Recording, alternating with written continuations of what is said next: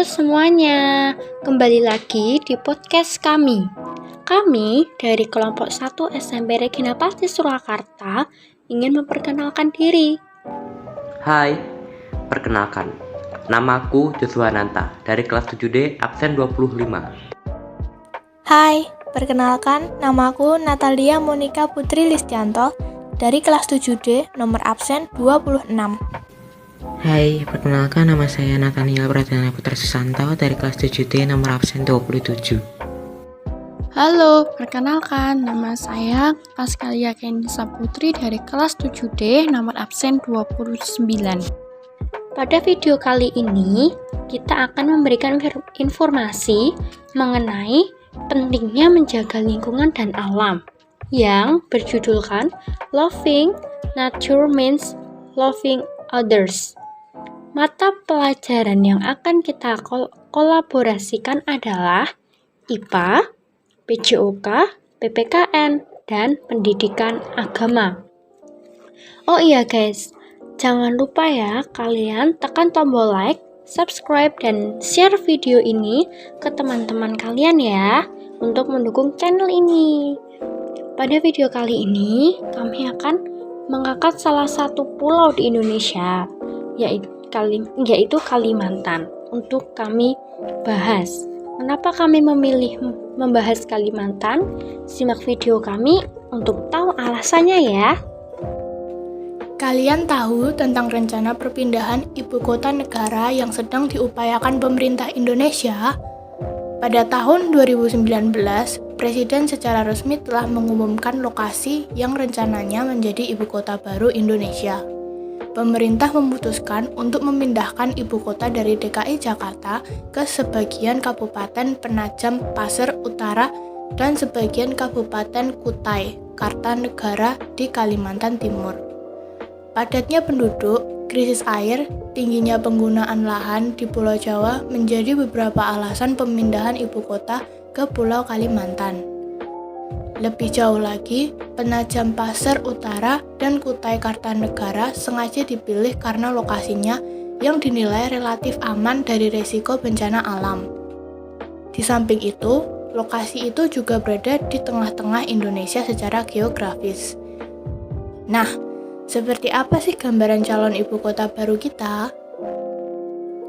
Penajam Pasir Utara dan Kutai Kartanegara memiliki keunikan yang tidak dimiliki oleh daerah lain, mulai dari budaya adat istiadat, bahasa daerah, hingga flora dan fauna.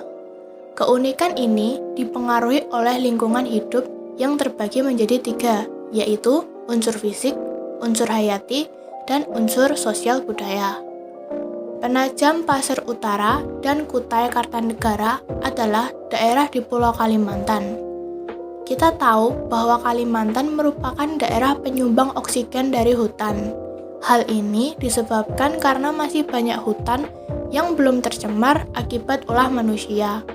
Tetapi hal ini tidak akan bertahan lama apabila masyarakat tidak berusaha menjaga lingkungan. Penajam Pasir Utara dan Kutai Kartanegara memiliki tumbuhan dan hewan yang khas dan endemik di daerah Kalimantan. Buah tenggaring adalah tumbuhan khas Kalimantan yang bentuknya hampir mirip dengan rambutan. Buah ini biasanya dikonsumsi oleh masyarakat sekitar. Burung kuan Melayu juga menjadi satwa endemik Kalimantan. Burung kerdil ini memiliki bulu berwarna coklat dengan tanda bintik hijau metalik berbentuk seperti mata. Penajam Pasir Utara dan Kutai Kartanegara tetap melestarikan budaya turun-temurun, bahasa, dan adat istiadat hingga saat ini seperti budaya gotong royong. Karakteristik daerah Penajam Pasir Utara. Potensi daerah Penajam Pasir Utara diantaranya kehutanan, perkebunan, pertanian, tanaman pangan, perikanan, peternakan, industri, hingga pariwisata. Untuk kehutanan, memiliki potensi di industri pengolahan kayu dan bukan kayu, seperti tanaman gaharu dan lebah madu.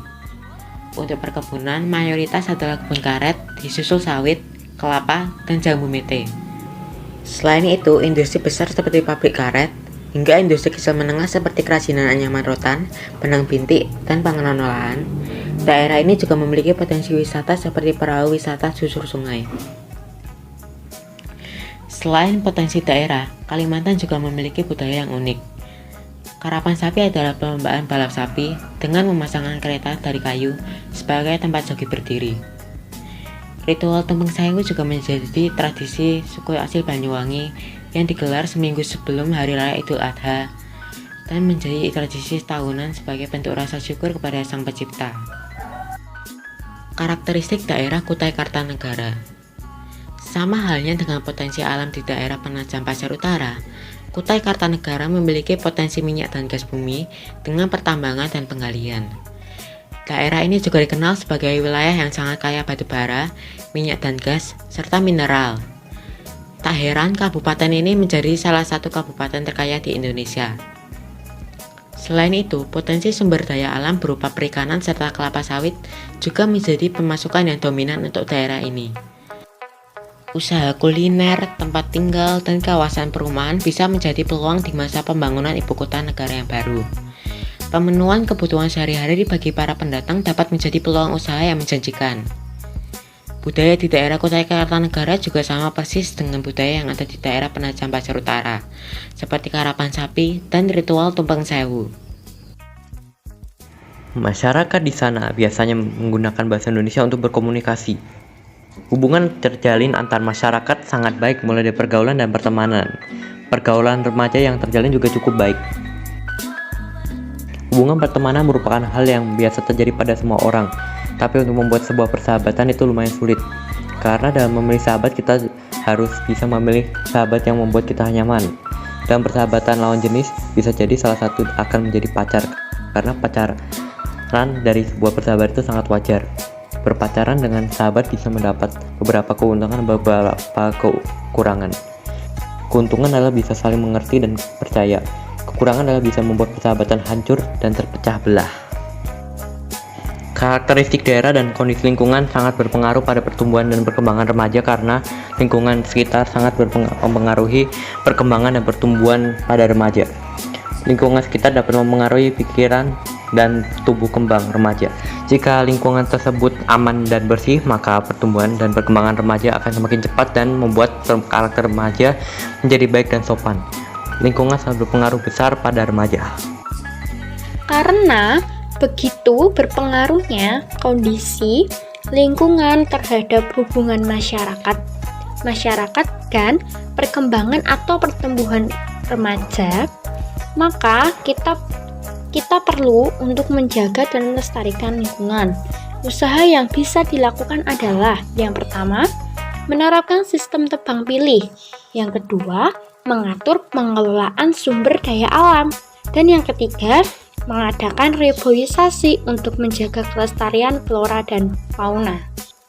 Kesimpulan dari video kali ini adalah kita harus melestarikan alam sekitar dengan hal sekecil apapun, seperti membuang sampah pada tempatnya agar lingkungan kita tetap bersih. Jangan lupa, kita harus selalu menjaga lingkungan kita ya, supaya lingkungan kita selalu tetap bersih. Dan jangan lupa juga untuk membuang sampah pada tempatnya. Jangan dibuang di sungai, di kali, atau di tempat yang tidak sebenarnya, karena resikonya sangat besar, yaitu dapat menyebabkan banjir.